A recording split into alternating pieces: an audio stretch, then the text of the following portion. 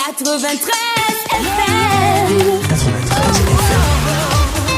Equinox Radio. Bonjour, parlons ce matin de la question de la reconversion des diplômés camerounais en débrouillards, agriculteurs ou en éleveurs. Dans le principe, cette idée est soutenable. Ceci pour 3 raisons. La première, la fonction publique ne peut pas absorber tous les diplômés chômeurs d'un pays, même la fonction privée. C'est non faisable, même dans les pays développés, c'est non faisable. Du coup, les déchus ou les désillusionnés de la fonction publique ou privée doivent apprendre à se recycler.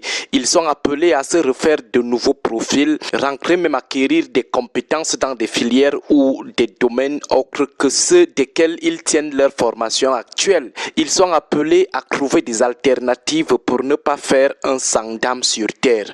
La deuxième raison est celle de l'inadéquation entre les diplômes ou les compétences détenues et les exigences du marché de l'emploi. Il faut savoir se recréer pour être compétitif dans les secteurs riches en emploi. Autrement dit, si vous avez acquis des connaissances ou des compétences dans un domaine qui ne revendique pas assez d'opportunités d'emploi, vous pouvez abandonner ces acquis pour vous spécialiser dans les domaines les plus fructueux en termes d'offres d'emploi. La troisième raison est celle de la rentabilité des secteurs autres que ceux dans lesquels vous vous êtes formé. Vous n'allez pas quand même moisir dans un secteur qui n'offre pas de bons salaires ou de bons bénéfices parce que vous ne voulez pas vous reconvertir ou alors vous ne voulez pas saisir des meilleures opportunités qu'offrent des secteurs voisins. Il faut savoir être humble et suivre le meilleur gain.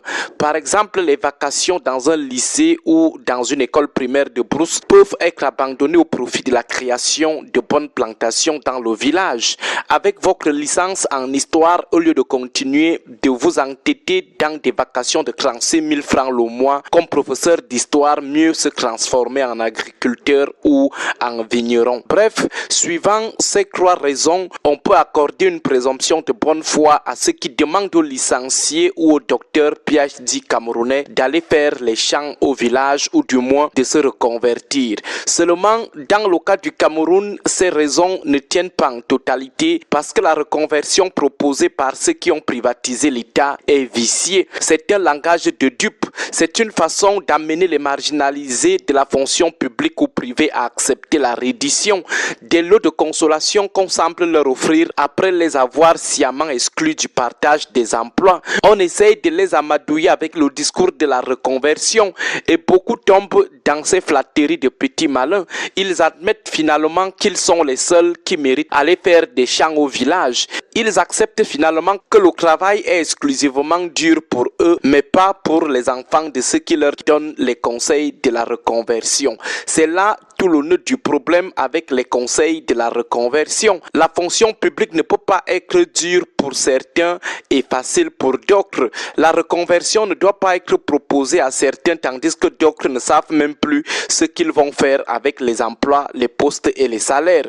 C'est ça tout notre problème avec les gars du 6 novembre. Ils disent aux enfants des autres que les temps sont durs. Entre-temps, leurs enfants à eux ne savent plus ce qu'ils vont faire avec les offres d'emploi. Ils ne savent plus ce qu'ils vont faire avec les places assurées dans les grandes écoles. Ils ne savent plus ce qu'ils vont faire avec les nominations et les gros salaires. C'est là où il y a du péril, cette frustration des en bas d'en bas ou des enfants des en bas d'en bas. Si l'agriculture est sucrée, comme ils le disent, pourquoi n'envoient-ils pas aussi leurs enfants la pratiquer? Si c'est facile pour un licencié, un docteur PhD d'aller faire les champs de tomates ou de condiments dans son village natal ou dans une brousse de Bipindi Lolodov, pourquoi n'envoient-ils pas eux-mêmes leurs enfants dans ces brousses? Pourquoi préfèrent-ils privatiser les grands concours et les grands postes administratifs pour leur seule progéniture? Voilà toute la question. Si c'est facile, si ça paye plus, si ça paye mieux, comme ils le disent, pourquoi n'envoient-ils pas aussi leurs enfants résider dans ces brousses? Bizarrement, il y a certains pauvres qui soutiennent cette cette exclusion technique des fils des pauvres des emplois administratifs. Ils disent que les doigts de la main n'ont pas la même taille, qu'un fils de pauvre ne doit pas avoir les mêmes prétentions qu'un fils de riche, dont les deux n'ont pas fait les mêmes études, dont les deux n'avaient pas les mêmes enseignants à l'école primaire, au lycée et à l'université, dont le fils du pauvre qui sortait toujours premier à l'école sortait premier par simple faveur et que le fils du jouisseur sortait dernier de la classe parce qu'il ne voulait pas se faire voir. C'est ce qu'on appelle la reddition mentale des en bas d'en bas.